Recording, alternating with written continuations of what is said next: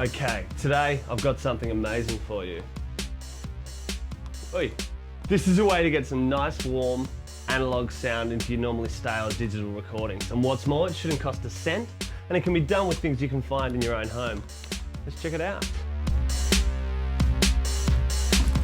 For starters, you're gonna need something that you want to spice up. I'm gonna be using this drum loop.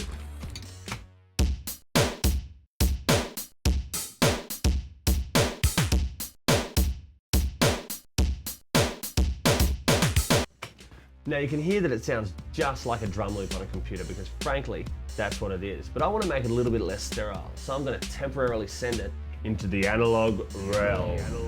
This is an ordinary household VHS machine. It's been in retirement since the late 90s, but today I'm going to dust it off and use it to get some genuine analog dirt into my digital drum loop. You could also use an old cassette deck like this one. But first you're going to need the right leads. I've got to get the signal out of the computer into the VHS recorder, back out and back into the computer again. Now you're going to need something to tape over. I'm going to be using bloody pom-poms. This is a grisly 80s horror movie. Blood, guts, cheerleaders. Perfect combination. When you're using a commercial video, you're going to need to remember to tape over this tab with a bit of sticky tape. Otherwise you won't be able to record onto it. If you've already got a tape in the machine, you're going to have to eject that one first. That's just basic science. There it goes.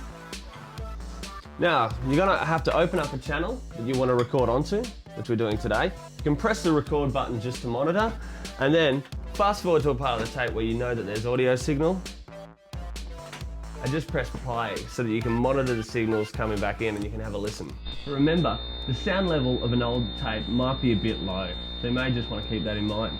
Once you're happy with your levels, just hit record on your VHS machine and play on your drum loop.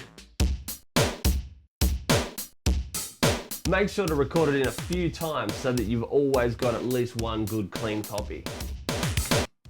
Now if you're happy that you've recorded it in a few times, then just press stop, rewind the tape and have a listen.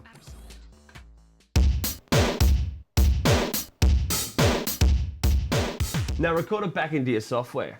You should notice a nice amount of tape sound on there now.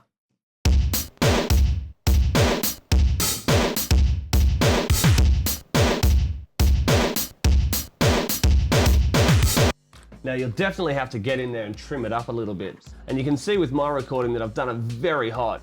Now I don't mind that. You can clip onto tape and it has its own sound. You dirty it up quite a lot.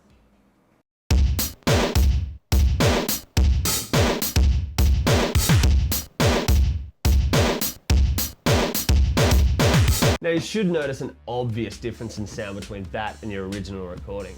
And depending on your VHS machine, you might get a bit of noise in there, a few rogue frequencies that you want to try to notch out with an EQ. I prefer just to put a gate on it. Now there are dozens of tricks like these to help add some flavor to your digital recordings. And there's no rules. If it sounds good, it sounds good.